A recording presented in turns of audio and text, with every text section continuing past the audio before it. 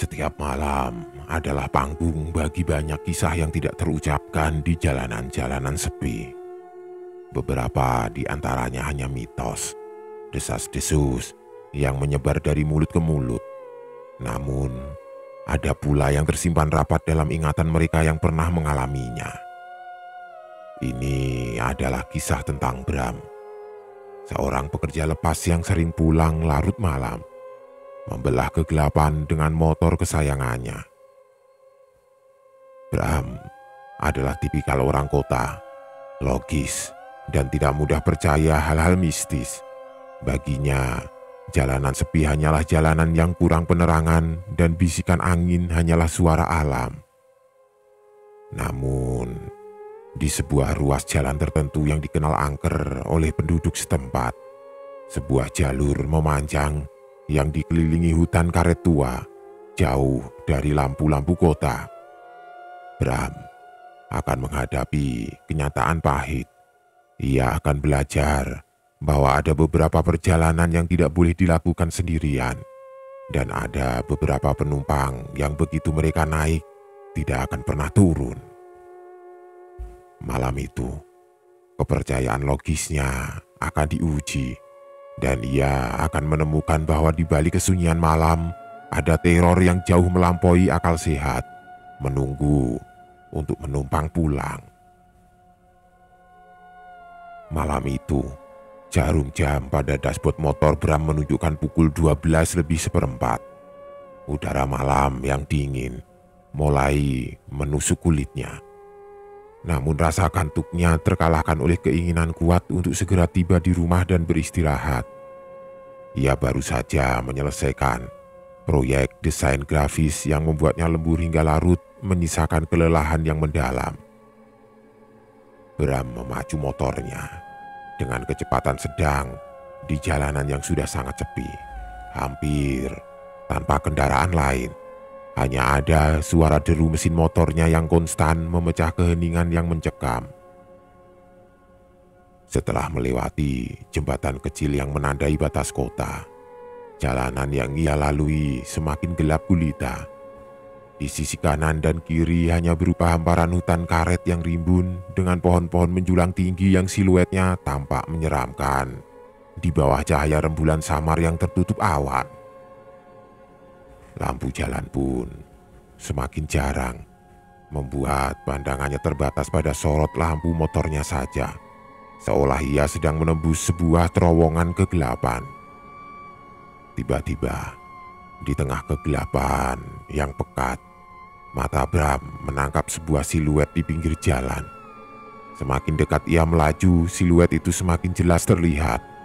Itu adalah seorang nenek-nenek tua, tampak membungkuk, dengan rambut putih panjang yang terurai acak-acak dan mengenakan kebaya lusuh berwarna gelap.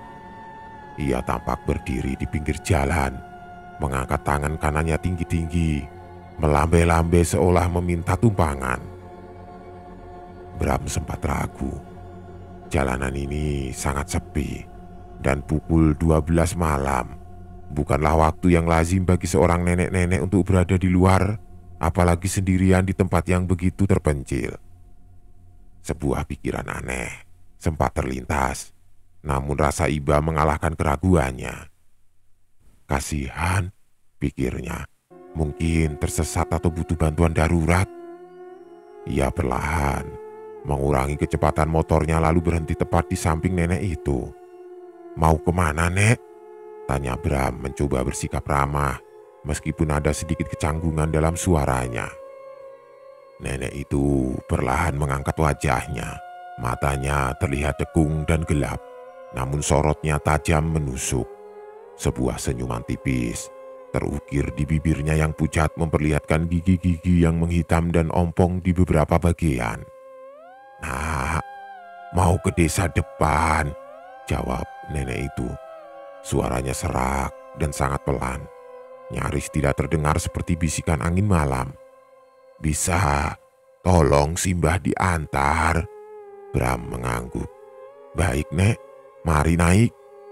Ia sedikit mencondongkan tubuh ke depan, mempersilahkan nenek itu naik ke jok belakang motornya. Ia mendengar suara samar seperti kain bergesekan atau semacam kain yang diseret.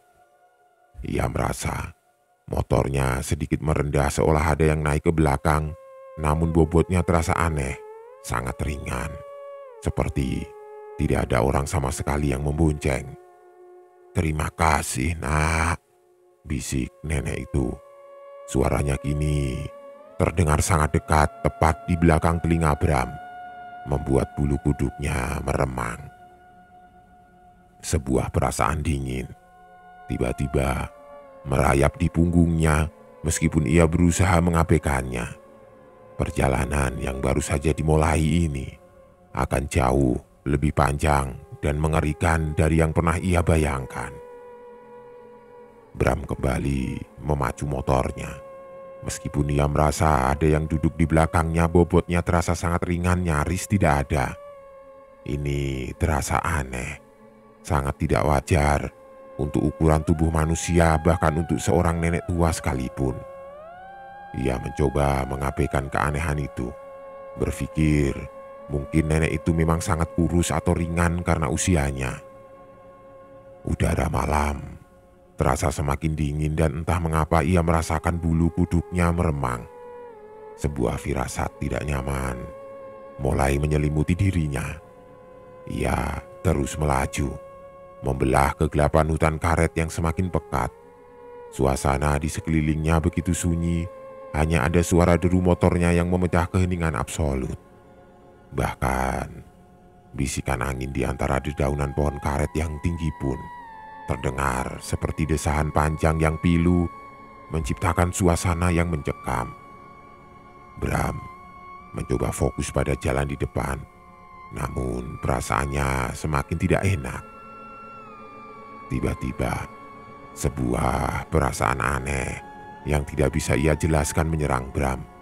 Ia merasa diawasi sangat dekat, seolah ada sepasang mata yang tidak pernah lepas darinya. Hawa dingin yang menyertainya bukan lagi dinginnya udara malam biasa, melainkan dingin yang menusuk tulang, dingin yang lebih dalam dan menusuk. Seolah ada bongkahan es tidak kasat mata di belakangnya. Rasa penasaran bercampur sedikit ketakutan mulai merayap di benaknya. Dengan hati-hati ia mencoba melihat nenek itu dari spion kiri motornya. Dan di sana, di dalam pantulan spion yang sedikit buram, ia melihatnya. Sosok nenek-nenek itu duduk tegap di jok belakangnya persis seperti saat ia menaiki motor. Wajahnya pucat, bahkan tampak kebiruan. Rambut putihnya terurai acak-acakan menutupi sebagian wajahnya. Namun, ada yang salah. Sesuatu yang sangat salah. Bram membelalakkan mata. Jantungnya berdegup kencang, nyaris meledak di dalam dadanya. Ia melihat dengan sangat jelas nenek itu tidak memiliki kaki. Tubuhnya melayang beberapa sentimeter di atas jok motor tanpa menapak pada pijakan kaki dan kain kebayanya yang lusuh menjuntai hingga menutupi ruang kosong di bawahnya. Kakinya tidak ada, hanya kain kebaya yang terjuntai hampa di bawah lututnya. Sebuah seringai tipis terukir di bibir pucat nenek itu, dan matanya yang cekung yang kini tampak memancarkan sorot merah samar menatap langsung ke arah spion bertemu pandang dengan mata Bram. Senyuman itu bukan senyuman ramah, melainkan senyuman gelap yang penuh makna. "Sudah lihat, Nak," bisik suara serak itu. Kini terdengar sangat jelas dan berat seolah diucapkan tepat di belakang telinga Bram, menembus helmnya. Kata-kata itu bergaung di benaknya, membuat seluruh tubuhnya merinding hebat. Kengerian yang tidak terlukiskan kini menjadi kenyataan yang mengerikan. Duduk tepat di belakangnya. Darah Bram seolah berhenti mengalir.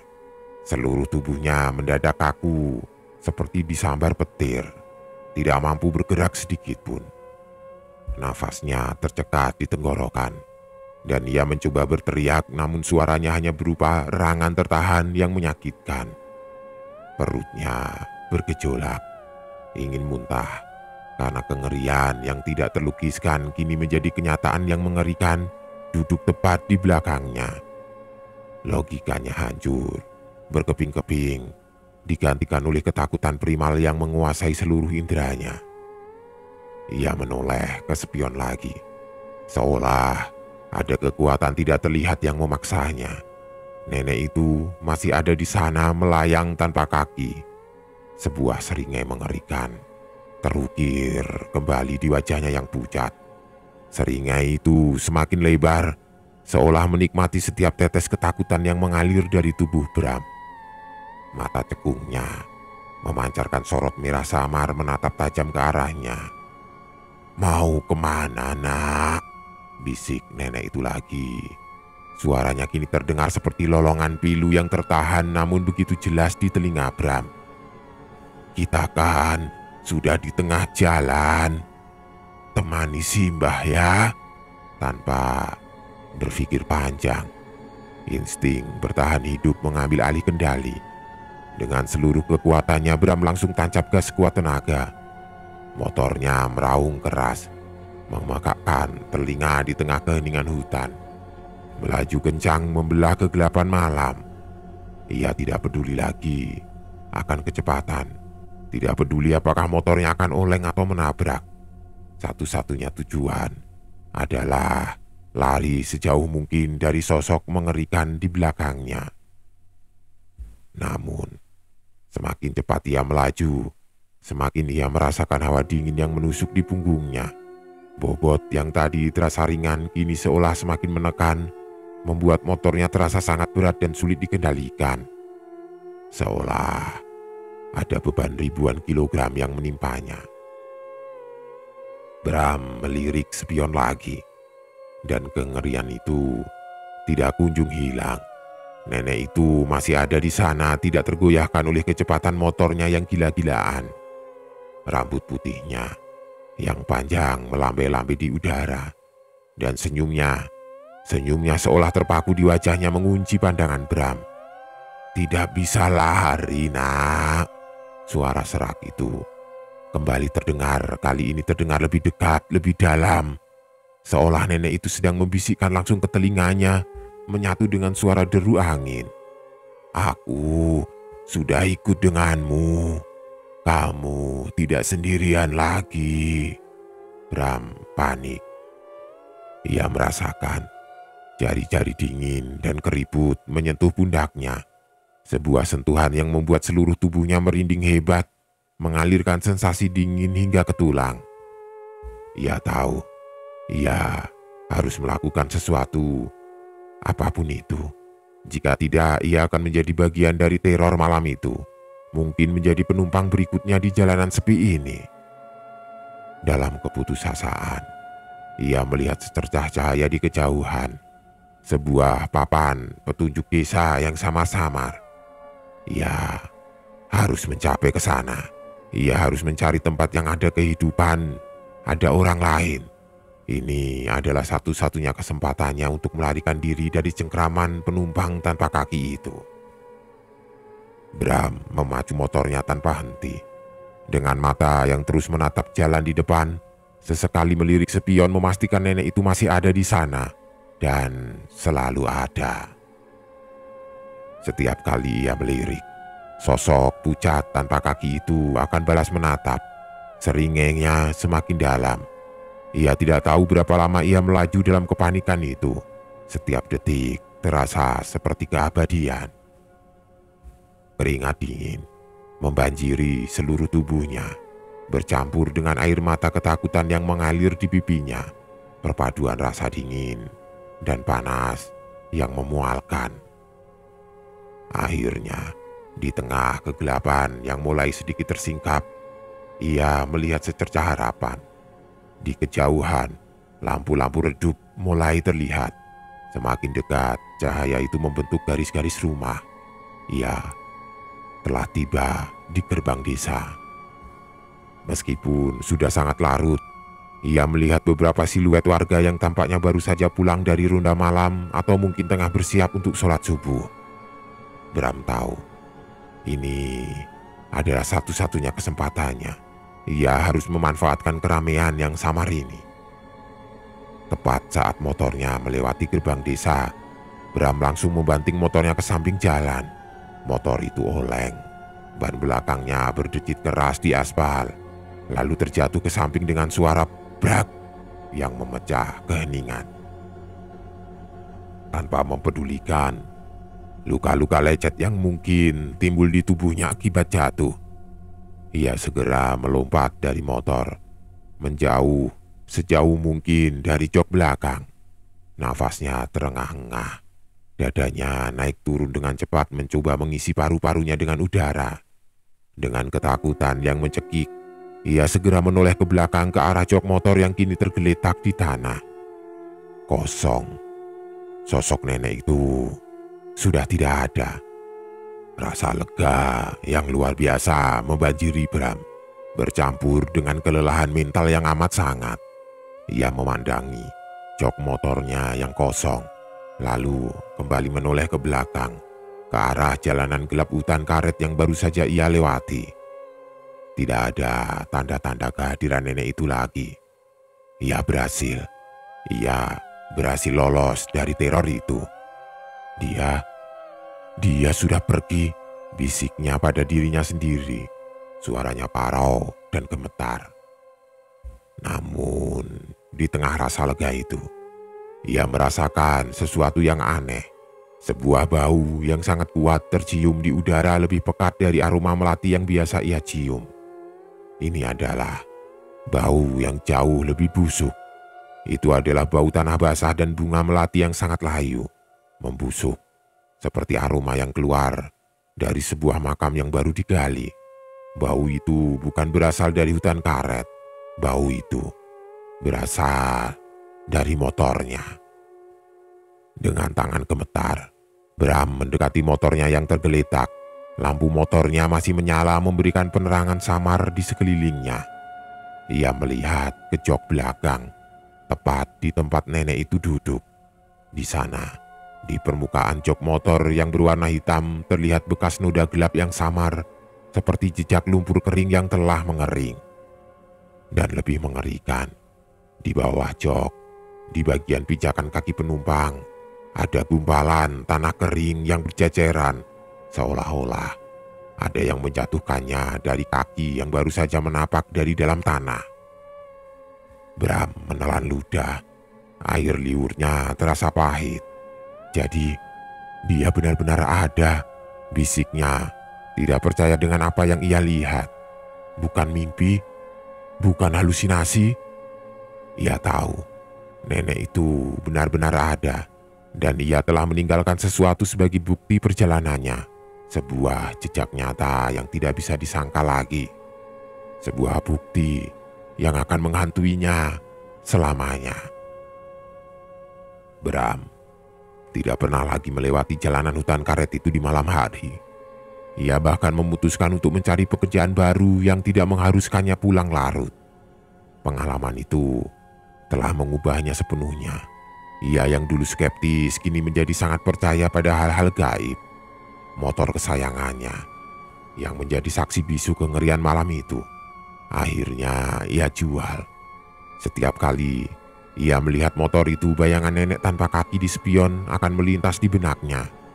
Ia tidak sanggup lagi mengendarainya. Namun, yang paling menghantuinya adalah aroma melati. Sesekali, terutama saat hujan atau di tempat-tempat yang lembab, ia akan mencium samar aroma melati layu. Dan seketika, bulu kuduknya meremang. Itu adalah pengingat abadi akan penumpang tidak kasat mata yang pernah ia bawa. Ia sering bermimpi buruk. Dalam mimpinya, ia kembali memboncengi nenek itu melaju di jalanan gelap dan nenek itu akan berbisik, "Kita belum sampai, Nak. Jalan kita masih panjang." Bram belajar bahwa ada beberapa tumpangan yang seharusnya tidak pernah kita berikan. Karena terkadang Mereka yang menumpang bukanlah orang hidup, dan tumpangan itu bisa berlanjut selamanya. Kisahnya menjadi bisikan di antara teman-temannya yang percaya, sebuah peringatan agar tidak sembarangan memberi tumpangan di jalanan sepi, terutama di tengah malam.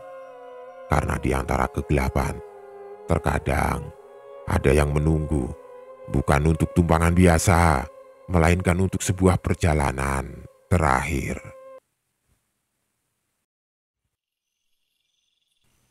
Namaku Marcel, dan aku akan menceritakan sedikit pengalamanku bersama almarhum ayah tiriku, sebut saja Pak Dedi.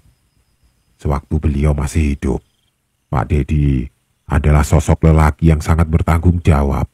Pak Dedi menikahi mamaku saat aku masih duduk di bangku SMP kelas 1. Karena pembawaan beliau yang sangat karismatik dan santun, aku pun langsung setuju saat itu jika mama menikah dengan Pak Dedi. Apalagi beliau ini memang seorang duda. Singkat cerita, setelah awal pernikahan Pak Dedi dengan mama, aku langsung diajak pindah ikut ke kota karena tugas beliau yang seorang pejabat. Awalnya, mama sendiri tidak menyangka jika Pak Dedi adalah seorang pejabat yang punya kedudukan tinggi. Karena saat dahulu, masa ta'aruf, beliau hanya berkata jika dirinya cuma PNS dengan gaji pas-pasan saja. Namun beliau menjamin akan memenuhi kebutuhan satu anak mama. Jadi waktu mamaku dan papaku bercerai, Jin, kakakku, saat itu sudah mandiri. Dan Miki, adikku, tinggal bersama papa. Setelah dijalani hidup bersama antara aku, mama, dan almarhum Pak Dedi ini, memang terasa ada banyak kecocokan. Mungkin saja mama sebenarnya merindukan calon suami yang satu iman agar bisa menjadi imam sholatnya. Aku pun merasa jika Pak Dedi ini bisa lebih memperhatikanku daripada papaku sendiri, hingga aku tidak merasa canggung untuk bercanda dan berbagi cerita dengannya. Beberapa bulan setelah pernikahan mama dan almarhum Pak Dedi berlangsung, ada sedikit keanehan yang dirasakan oleh mama. Pak Dedi sering mengeluhkan sakit kepala yang tidak tertahankan. Saat dibawa ke rumah sakit dan medical check up, tidak ditemukan suatu penyakit berbahaya. Hanya saja diagnosis dokter saat itu jika Pak Dedi terlalu keletihan karena sering berada lama di balik layar monitor. Tidak hanya sampai di situ, Pak Dedi pun sampai beberapa kali mengunjungi rumah sakit besar, namun hasilnya sama-sama nihil. Karena menurut Pak Dedi, rasa sakit di kepalanya kian hari kian memburuk. Ia memutuskan untuk pulang ke rumah ibunya. Saat sesampainya Pak Dedi di kota ibunya, ia mengabari mama dan aku jika dirinya minta didoakan karena sedang diobati secara gaib oleh kenalan adiknya yang mencoba menyarankan berobat ke salah seorang kiai di kota tersebut. Singkat cerita, dari hasil pengobatan gaib itu, Pak Dedi terkena santet oleh salah seorang rekan kerjanya. Bahkan sempat Pak Dedi menunjukkan foto sebuah paku besar yang dikirim. Mama sangat takut, sekaligus khawatir. Ketika itu, mengingat Pak Dedi ini akan diberi kunjungan dinas ke Sulawesi keesokan harinya. Setelah kejadian santet paku berlalu, tidak pernah ada lagi kejadian-kejadian yang misterius menimpa Pak Dedi. Hingga tepatnya tahun 2009, kondisi tubuh Pak Dedi tiba-tiba drop. Pak Dedi bahkan harus dilarikan ke rumah sakit karena tidak sadarkan diri setelah mengeluarkan banyak darah segar dari lubang anusnya. Setelah pengecekan menyeluruh, dokter memvonis jika Pak Dedi terkena kanker usus stadium 3 dan harus segera diambil keputusan tindakan operasi. Lambat laun, Pak Dedi harus menyerah dengan penyakit kanker yang menggerogotinya, hingga ia memutuskan untuk pensiun dini serta pindah ke rumahku yang berada di kampung atas kemauan beliau. Tahun 2010, kondisi fisik beliau sudah semakin memburuk. Ditambah lagi Pak Dedi beberapa kali terkena serangan stroke yang membuat setengah tubuhnya lumpuh total. Pak Dedi hanya bisa berbaring dan makan melalui selang dari hidung. Beberapa kali, Pak Dedi ini bahkan sempat dinyatakan telah meninggal karena jantungnya yang sudah berhenti berdetak dan sudah tidak ada nafas. Namun anehnya, pada jam-jam tertentu ia akan kembali membuka matanya. Menurut pengakuan Mama, saat Pak Dedi sedang diam, ia sering berbicara sendiri. Padahal tersebut tidaklah mungkin karena Pak Dedi sudah tidak bisa berbicara. Bahkan Mama berkata, jika Pak Dedi suka menatap dengan penuh amarah dan seperti merah menyala. Saat menjelang kematiannya, ada hal-hal aneh lainnya yang turut aku rasakan di rumah. Sering terlihat sosok bayangan kakek-kakek berbaju serba putih seperti baju Belanda yang matanya merah menyala. Bahkan gilanya, saat aku, Mama, dan Bik Sri sedang makan, tiba-tiba gelas Mama bergeser-geser sendiri seperti ada yang memainkannya. Kondisi semakin mencekam saat Bik Sri melihat Pak Dedi sedang melotot melihat ke suatu titik di rumah dengan mulut yang menganga. Padahal waktu itu, membuka mulut saja sudah susah karena Pak Dedi yang sedang stroke. Kami bertiga saling beristighfar dan berdoa melafalkan surat-surat pendek yang kami bisa hingga akhirnya Pak Dedi tertidur. Saat menjelang akhir wafatnya Pak Dedi, kami sekeluarga belum tahu kalau Pak Dedi ini ternyata menggunakan susuk. Kami berpikir gangguan-gangguan itu hal yang wajar karena kami percaya jika 40 hari sebelum wafat, banyak para demit yang mengelilingi karena ada tarikan daya ilmu metafisika yang seperti magnet. Aku sendiri sebenarnya merasa terteror. Saat aku sedang mengambil air, tiba-tiba gelasku pecah. Dan Bik Sri mengaku ketika mencuci piring, ia sering sekali tangannya berdarah karena terkena pecahan piring. Saat aku, Mama, dan Bik Sri sedang asik menonton TV di ruang keluarga, entah mengapa, Mama tiba-tiba berlari keluar dan berbicara jika dirinya mendengar ada suara ketukan pintu dan suara rintihan minta tolong. Bik Sri kemudian mendekati Mama keluar rumah dan sama sekali ia tidak mendengar apapun. Di suatu ketika, pernah Mama sampai teriak saat ia melihat almarhum Pak Dedi ini berdiri tegak seperti orang tidak sakit dan wajahnya pucat seperti mayat. Aku dan Bik Sri kemudian berlari menghampiri Mama. Namun Mama sudah tergeletak pingsan. Seperti layaknya estafet. Teror-teror itu kini berganti kepadaku. Keesokan harinya, saat aku menonton bola hingga larut malam, tiba-tiba channel TV itu berpindah-pindah sendiri. Aku yang sempat bergidik mencoba menenangkan diri meyakinkan jika itu hanyalah remote TV yang sedang rusak. Aku kemudian mematikan TV untuk sekejap dan melanjutkan menonton bola kembali. Namun saat keadaan TV yang mati karena adanya efek pantulan cahaya di layar TV tersebut, samar-samar aku melihat ternyata ada Pak Dedi yang duduk di sampingku. Sontak saja aku menoleh, namun tidak ada siapa-siapa. Aku mengurungkan niatku untuk menyalakan TV kembali. Segera aku beranjak pergi ke kamarku. Saat aku baru saja ingin memejamkan mata, aku melihat siluet almarhum Pak Dedi sedang duduk di tempat tidurku. Aku berkali-kali mengucap istighfar karena ketakutan sampai aku terlelap tidur. Aku yang sudah merasa terganggu, kemudian mengajak Mama untuk bicara dari hati ke hati. Aku meminta Mama segera memanggilkan Pak Ustadz supaya segera mendoakan almarhum Pak Dedi. Jika memang sudah waktunya, biar segera nyawanya dicabut oleh sang pemilik kehidupan, agar tidak membuatnya semakin tersiksa. Bayangkan saja, almarhum ini bisa dibilang hampir ada 5 kali mengalami kematian namun bisa hidup lagi. Kebayangkan bagaimana sakitnya melewati sakaratul maut sebanyak itu. Akhirnya, Bik Sri memanggil Pak Ustadz, sebut saja namanya Ustadz Udin, yang memang beliau ini penuntun orang-orang yang mengalami sakit keras dan menjelang sakaratul maut. Saat Ustadz Udin baru saja membuka pintu rumah, ia sudah geleng-gelengkan kepala. Mama dan Bik Sri sempat menanyakan ada apa. Pak Ustadz hanya terdiam dan masuk ke dalam kamar tempat di mana almarhum Pak Dedi dibaringkan. Pak Ustadz langsung membisikkan sesuatu di telinga Pak Dedi.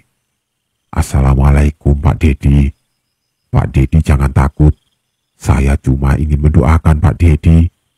Pak Dedi hanya mengangguk, menandakan ia masih menangkap omongan dari Pak Ustadz dan mendengarkan apa yang Pak Ustadz sampaikan.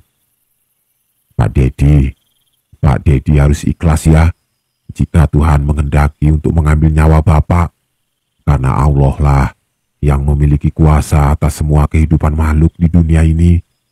Kematian adalah pasti, semua akan kembali ke dalam tanah. Hanyalah amal ibadah yang kita bawa untuk bertemu Sang Pencipta. Jadi, Pak Dedi tidak usah takut ya, bisik Pak Ustadz lembut. Mendengar hal itu, Pak Dedi tiba-tiba menangis terisak. Pak Ustadz tersenyum dan kemudian berkata, "Pak Dedi, saya mohon, tolong Bapak ikhlaskan dan leburkan semua yang tertanam di tubuh Bapak. Allah pasti akan menerima tobat Pak Dedi, karena Allah Maha Penyayang, lagi Maha Pengampun." Belum selesai Pak Ustadz berbicara dengan Pak Dedi, Mama seperti memotong pembicaraan. "Loh, maksud Pak Ustadz apa? Apa maksudnya tertanam? Apa suami saya kena santet yang ditanam orang, Pak?" tanya Mama. Pak Ustadz menjawab dengan tersenyum. "Maaf Ibu, suami Ibu memang saya lihat ada unsur pengaruh guna-guna. Namun yang saya bicarakan barusan adalah barang atau susuk yang sengaja ditanam di tubuh Pak Dedi sendiri. Ada sebuah mustika berlian di dahi beliau untuk memancarkan aura kebijaksanaan. 2 susuk emas di pundak sebagai lambang kewibawaan, dan 1 susuk intan permata di bibir untuk kecakapan beliau dalam berbicara. Memang Pak Dedi ini adalah seorang peneliti sekaligus moderator. Jadi wajar saja jika dalam menjalankan pekerjaannya harus dipasang susuk di bibir. Mungkin saat beliau sedang membawakan materi, lidahnya supaya tidak keluh dan tidak berbelit-belit dalam penyampaiannya. Mama sangat tidak percaya dengan apa yang Pak Ustadz katakan. Jangankan Mama, aku pun tidak percaya, karena Pak Dedi yang kami kenal sangat santun dan agami sekali. Beliau sangat rajin dan tidak sampai ketinggalan sholat 5 waktu, dan betul-betul memahami rukun Islam maupun rukun iman. Bagi kami, beliau tidak mungkin sampai berbuat musyrik seperti itu." Mama yang tidak langsung percaya ucapan Ustadz Udin, sampai-sampai menelpon keluarganya untuk sekedar mengkonfirmasi kabar tersebut. Apakah dulu Pak Dedi ini sempat memakai susuk atau tidak? Dari percakapan via telepon antara ibu Pak Dedi dan Mama, ditemukan fakta yang mengejutkan bagi kami, yaitu Pak Dedi sebenarnya memang menggunakan susuk. Dari ibunya Pak Dedi, kami pun mengetahui jika alasan beliau memakai susuk adalah sebagai bentuk rasa ketidakpercayaan diri untuk tampil di depan publik. Di sisi lain, alasan beliau menggunakan susuk adalah Pak Dedi sering diberi guna-guna oleh rekan sejawatnya. Sulit bagi kami menerima kenyataan di balik sosoknya yang karismatik dan santun, ternyata Pak Dedi bisa menyembunyikan kenyataan lain dari sisi gelapnya. Iya, mungkin benar yang dikatakan orang, sebaik-baiknya manusia pasti memiliki keburukan selama di dunia. Mama segera menghampiri Pak Ustadz dan menyampaikan pengakuan dari ibu Pak Dedi. Pak Ustadz hanya tersenyum. Ia telah mengetahui apa yang sebenarnya terjadi, karena kodam-kodam yang mengisi susuk itu saling berinteraksi kepadanya, hanya untuk menunjukkan jika sebenarnya mereka perlu diberi makan atau dicas oleh Pak Dedi yang sedang terkulai lemas. Pak Ustadz pun menambahkan, jika segala bentuk gangguan di rumah adalah efek dari si kodam-kodam susuk untuk mencari wadah baru tempat mereka bernaung, karena kodam-kodam itu pun sudah mengetahui jika umur Pak Dedi sudah tidak akan lama lagi. Pak Ustadz langsung langsung merapalkan doa-doa dan melantunkan ayat suci di telinga Pak Dedi. Seketika tubuh Pak Dedi mengejang hebat dan dari mulutnya mengeluarkan air liur. Setelah diamati, air liur itu ada kiloan cahaya yang berbentuk pecahan intan kecil dan beberapa pecahan kecil berlian serta emas. Pak Ustadz berkali-kali mengucapkan syukur kepada Allah karena berhasil mengeluarkan susuk-susuk itu. Seketika Pak Dedi langsung tidak sadarkan diri. Dalam keadaan yang masih genting, Mama tiba-tiba kesurupan dan mulutnya meracau tidak jelas. Berkali-kali ia mengumpat kepada Pak Ustadz karena sudah mencampuri urusannya. Ketika kesurupan pun, Mama berkata jika ia ingin menginginkan wadah baru untuk bersemayam. Sebagai gantinya, sosok yang menempel di tubuh Mama akan memberikan kemudahan-kemudahan untuk orang yang menggunakan susuk tersebut. Apakah kamu ingin dihormati orang? Atau kamu disegani oleh teman-temanmu? Tenang saja, aku akan membantumu. Pak Ustadz segera beristighfar dan menjawab, tidak ada satupun di dunia ini yang bisa memberikan syafaat atau kemudahan selain atas izin Allah. Apa yang kamu tawarkan bukanlah kemudahan bagi manusia, melainkan kesesatan dan kesia-siaan. Tidak lama, Mama langsung tergeletak pingsan. Aku melihat dengan mata kepalaku sendiri benda-benda kecil berkilauan itu juga langsung lenyap. Tidak sampai 3 hari kemudian, Pak Dedi sudah berpulang dengan keadaan yang sudah bersih dari segala macam susuk yang ditanam. Setelah selesai acara pemakaman, pintu rumah kami diketuk oleh Pak Ustadz. Pak Ustadz datang kembali untuk memberikan pagar gaib di sekeliling rumah kami. Karena menurut beliau, kodam dari susuk itu masih berkeliaran di sekitaran rumah. Aku yang penasaran menanyakan sesuatu kepada Pak Ustadz tentang kodam si pengisi susuk tersebut. Sosok itu ternyata adalah kakek-kakek memiliki kedua mata yang merah menyala. Dahulunya kakek itu adalah orang yang mempunyai ilmu kebatinan tinggi hingga dipakai oleh para petinggi Belanda sebagai tangan kanannya. Namun, karena tubuh si kakek itu telah dipenuhi oleh ilmu hitam, jiwa si kakek tidak bisa berpulang kepada sang kolik, sehingga ia dipergunakan manusia sebagai bentuk kodam yang dipasang di tubuh Pak Dedi saat itu. Aku membatin, pantas saja Pak Dedi ucapan dan perilakunya sangat berwibawa dan berkarisma. Padahal dari segi pendidikan, ia sedang mengenyam pendidikan S3. Dan juga ia sangat pandai berdiplomasi. Namun sayang, kemampuan dan keterampilannya malah menjadikannya orang yang rendah diri, sehingga memutuskan untuk melakukan ritual pemasangan susuk.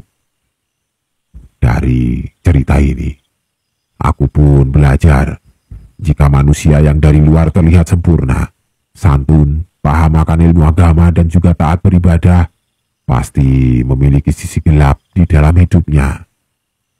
Begitulah liku-liku perjalanan manusia di dunia. Kita tidak bisa menghindari dosa, namun selayaknya kita harus terus mencoba menjadi orang yang baik dan menghindari diri dari segala bentuk kemusyrikan. Mungkin itu tadi sedikit pesan-pesan dari cerita yang aku bagikan buat kalian semua. Aku tidak ada sedikit pun maksud untuk membuka aib almarhum. Dalam cerita ini pun, nama almarhum sudah aku samarkan hanya untuk bahan pelajaran saja bagi kita semua.